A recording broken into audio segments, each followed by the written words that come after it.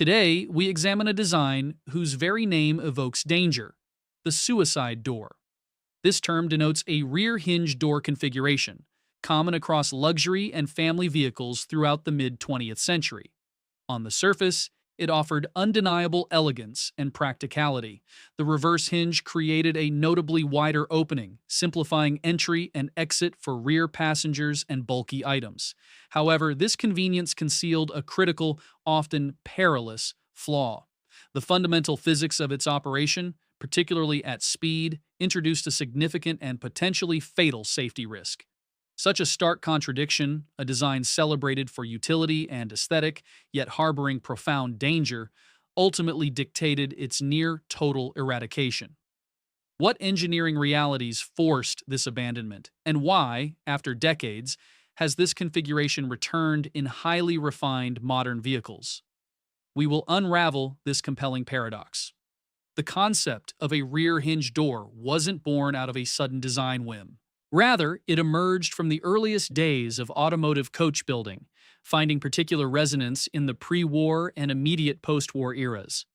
These portals were often paired with front-hinged counterparts, creating a wide, unobstructed aperture for passengers. This layout truly flourished in the luxury market, where the emphasis was squarely on passenger experience and aesthetic presentation.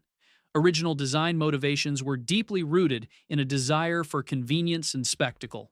Picture the grandeur of an arriving dignitary or socialite, stepping effortlessly from a magnificent automobile, unimpeded by a conventional door pillar. The reverse hinge mechanism facilitated precisely this kind of elegant egress and ingress, a critical consideration for chauffeur-driven vehicles where the rear compartment was the primary domain.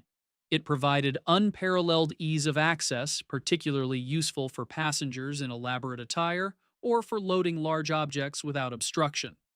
Automakers, like Rolls-Royce with its venerable Phantom series, and Lincoln, particularly with the iconic Continental, embraced this style.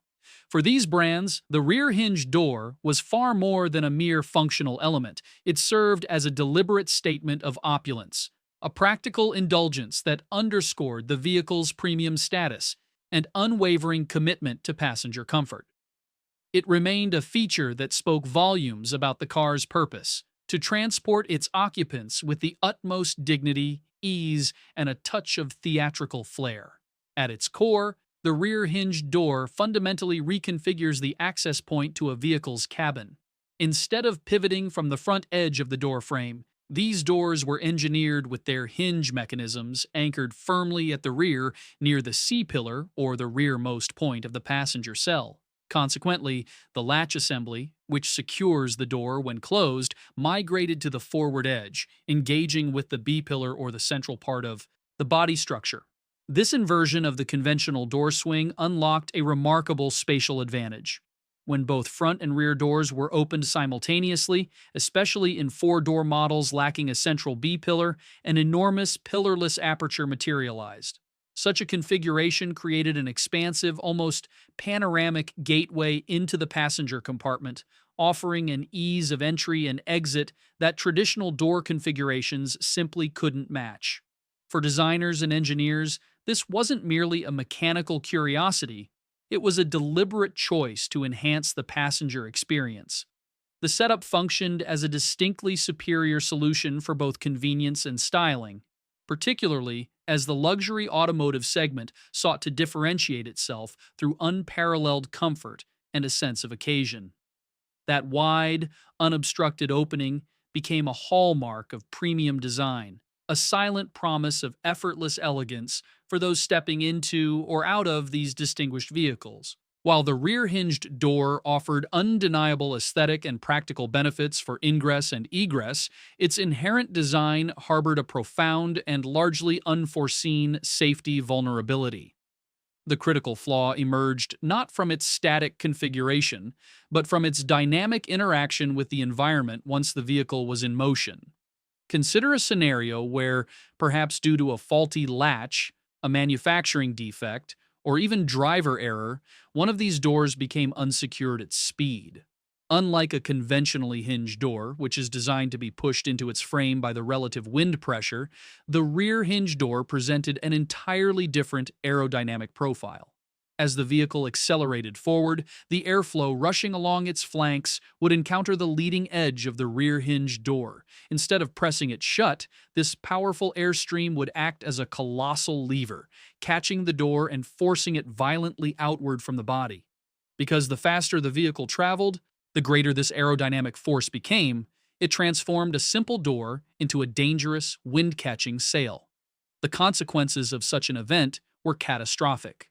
A rear passenger, particularly a child, could be flung from the vehicle with terrifying velocity, a horrifying prospect that haunted automotive safety engineers. Moreover, for anyone inside the vehicle, attempting to manually close a door caught in this aerodynamic maelstrom would be an exercise in futility. The sheer force exerted by the relative wind, easily hundreds of pounds at highway speeds, rendered the door unmanageable, effectively trapping it in its fully open, perilous position. This fundamental aerodynamic reality represented a significant, life-threatening design oversight, as the devastating potential of these aerodynamically compromised doors became tragically apparent. The grim reality of severe injury and fatality began to filter into the public consciousness. What started as anecdotal reports slowly coalesced into a pattern of alarming incidents, each one reinforcing the inherent danger. Rather than merely a design quirk, the feature was increasingly viewed as a deadly hazard. The unsettling term suicide door served as a chilling descriptor that encapsulated the perceived peril, branding the feature with a permanent mark of infamy. Public sentiment shifted against a backdrop of intensifying scrutiny on automotive safety throughout the mid-20th century. Consumer advocacy, spearheaded by influential voices, began to demand more from manufacturers than just style and performance. A burgeoning realization emerged that vehicles, while offering unparalleled mobility, also carried significant risks that could and should be mitigated through thoughtful engineering. This groundswell of concern ultimately led to the establishment of dedicated regulatory bodies, tasked with setting and enforcing safety standards across the industry. Though no immediate outright ban on rear hinge doors was legislated, the cumulative effect of negative publicity, undeniable safety data, and the threat of government intervention created insurmountable pressure.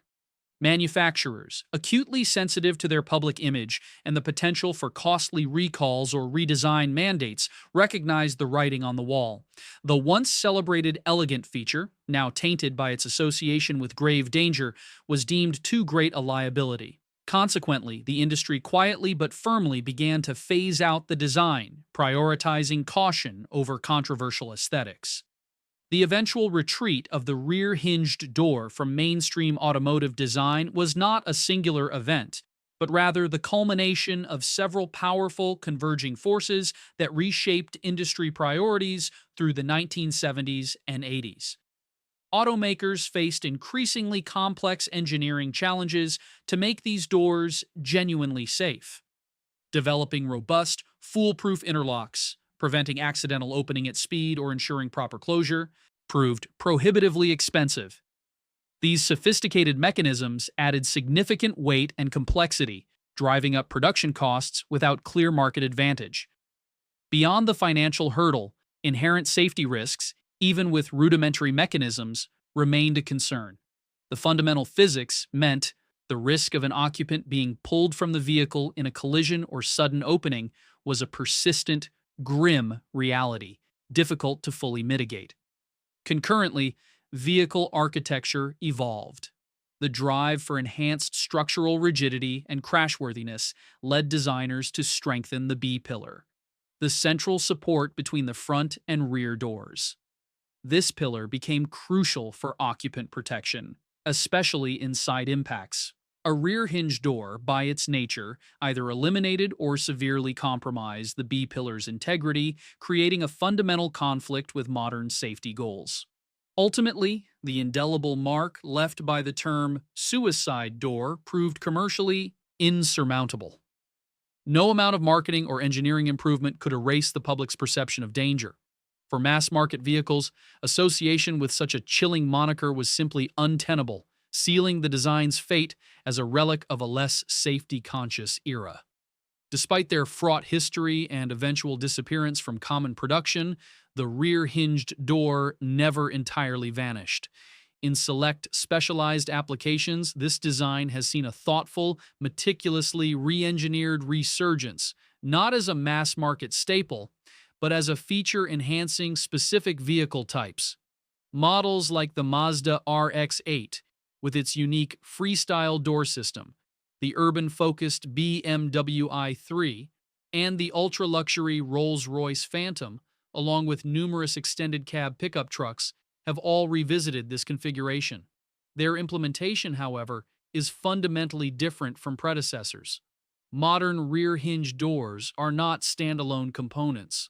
They function as intricate parts of a larger, integrated safety system. The B-pillar, that vital central structural member, is either robustly maintained or cleverly integrated into the front door, providing critical side impact protection. Sophisticated electronic interlocks ensure the rear door cannot open independently while the vehicle is in motion, completely eliminating the terrifying prospect of accidental deployment at speed. Integrated seatbelt designs, often anchored directly to the rear door, ensure occupant restraint remains secure even with this unique door architecture. Such meticulous engineering directly addresses the profound safety deficiencies of their ancestors. The benefits, when carefully implemented, are undeniable. Unparalleled access to the rear cabin, particularly in confined spaces, and an unobstructed entry and exit path, making loading passengers or cargo significantly easier. This isn't a return to the dangers of yesteryear, but a testament to how advanced engineering can transform a perceived flaw into a functional advantage within very specific design parameters. From their early, often perilous incarnations, where the very term suicide door underscored a chilling safety concern, to their contemporary, meticulously re-engineered forms, the rear-hinge door encapsulates a remarkable journey in automotive design. Such an evolution transcends the mere mechanics of a door. It functions as a microcosm of the continuous push and pull in vehicle development, the constant striving to balance stylistic flair and practical utility with the non-negotiable imperative of passenger protection. What once represented a significant liability, now, through advanced structural integration, sophisticated electronic safeguards, and comprehensive occupant restraint systems, serves specialized purposes with enhanced safety. This transformation illustrates how engineering ingenuity can reclaim and redefine an idea. The saga of this particular design feature, often overlooked, serves as a profound reminder. Every curve, every mechanism, and every material choice in today's vehicles carries the weight of decades of trial, error, innovation, and, critically, lessons learned from the past. Automotive history, even in its most granular details, undeniably shapes the safety, functionality, and overall experience of the cars we drive today, rendering each journey a testament to this persistent progress.